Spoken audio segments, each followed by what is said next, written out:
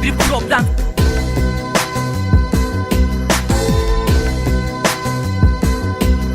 Yeah, yeah.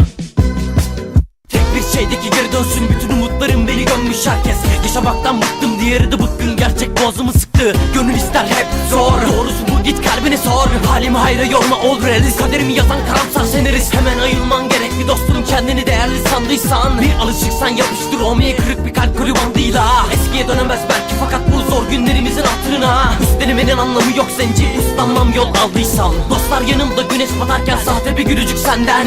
Kendime baktım alt kattan, görüyorum herkes yüksekten. Sevgi satırları kürek bekliyor, boş ver be satabı eksik zaten. Pişman olmadım hiç kendimden, korkum var senden daha fazla. Can çok uzaklardayken ben nöbet bekledim, silah kalem. Yönetmen ise Osman Sınav, transparan bir dram the end. Sınavlar girer beynime senden, sinyaller girir erkenden. Aşk zoru bir problemse ben çarpım tablosu bilmem.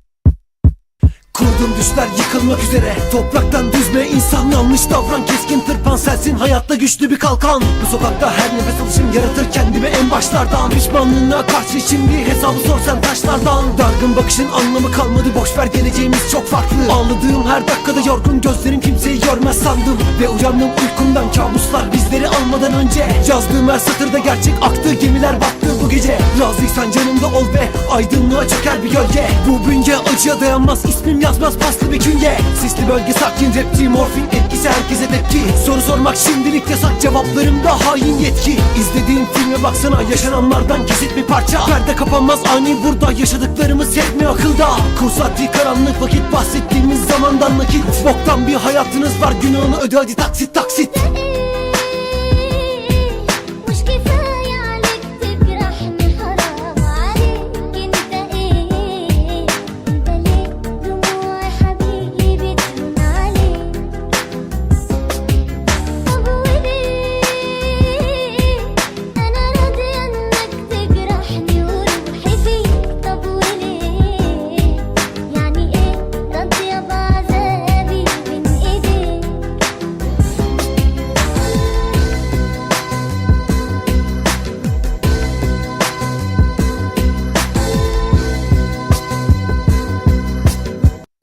Sevgisiz bu şahsiyetim aldı kalemi eline. Sözlerim dökülürken kalemimden defterime. Sabah karşı 4:30 ağlamaklı gözlerim. Yeni bir günde yine ben sevdiğimi gözlerim. Küsmüşüm hayata ben yalandan bakışlara. Gözlerden uzak bir yerden, gözlerden kaçışlara. Harman kalmış bedenim, yeni bir duman isterim. Katlanamazsam bebeğim siktir olup giderim. Kaptanı olmayan gemi içinde yolları bekler yorgun bedenim. Yüzüme gülümseyen tavırlar içinde kıskançlık var, bundan eminim. Uzandım her dal kırıldı sanki, sevdiklerim beni terk edebildi. Ben kendimle dertleşebildim, intiharın tadını da bildim. İstedim tek şey ufak bir sevgi, yapabilir misin hanımefendi? Sordum soruya cevabım yoksa takılacağım artık beyaz kefenli. Nankör dünyanın blöfüne hiç kanmadım, her zaman ortaya koydum. Mutluluk yaşamın elbisesi ise baştan beri ben hep soyunuktum.